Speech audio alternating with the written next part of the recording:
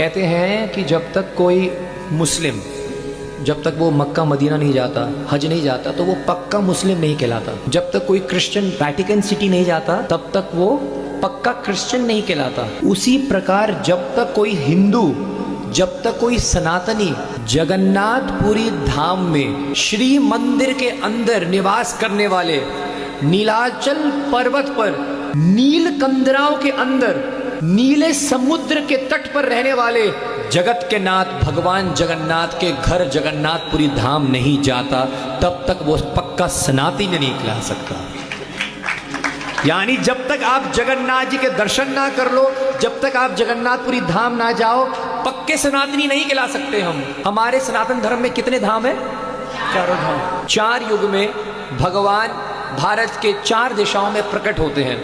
सतयुग में भगवान प्रकट होते हैं बद्रीनाथ में नर नारायण के रूप में, और वहां पर भगवान क्या करते हैं? तपस्या करते हैं, ध्यान करते हैं। वो उनका ध्यान का क्षेत्र है, क्योंकि वहां पर एक ध्यान करने का फल पता है कितना है? Multiplied by 1000। यानी आपने बद्रीनाथ में जाकर, मैंने बद्रीनाथ का एक पूरा व्लॉग बनाया है, बद्रीनाथ में जाकर यदि आप एक माला हरे कृष्ण की कर दो, 1000 माला हो गई।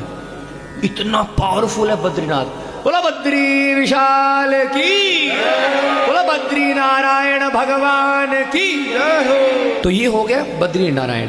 फिर उसके बाद भगवान आते हैं त्रेता युग में रामेश्वरम धाम।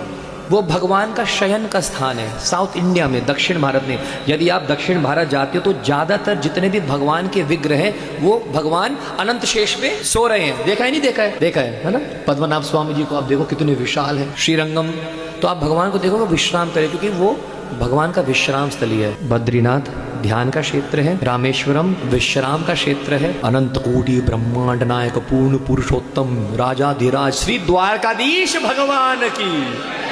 फिर भगवान अपना श्रृंगार करने जाते हैं गुजरात, और अपने सदर्भ सभा में अपनी प्रजा से मिलने जाते हैं। दोपहर के समय पहुंचते हैं। सुबह भगवान से मिलना है तो बद्रीनाथ जाना पड़ेगा, भगवान की सभा में बैठना है तो द्वारका जाना पड़ेगा। तो भगवान द्वारकाधीश जाते हैं, और द्वारकाधीश जो है वो भगवान का श्रृंगार का क्षेत्र है। और जब भगवान को भूख लगती है, जब भगवान को भूख लगती है तो भगवान उड़ीसा आ जाते हैं, उत्कल देश है जी। और भगवान जगन्नाथ के रूप में एक ऐसा रूप धारण करते हैं जो अत्यंत ही विचित्र बोल दो और हमारी कल्पना से परे है। वास्तव में ये भगवान का ये जो विग्रह है, ये जो स्वरूप है, ये भगवान का विरह का रूप है। भगवान का प्रेम वात्सल्य भाव में माधुर्य भाव से उमड़ रहा हुआ भगवान का ये रूप है।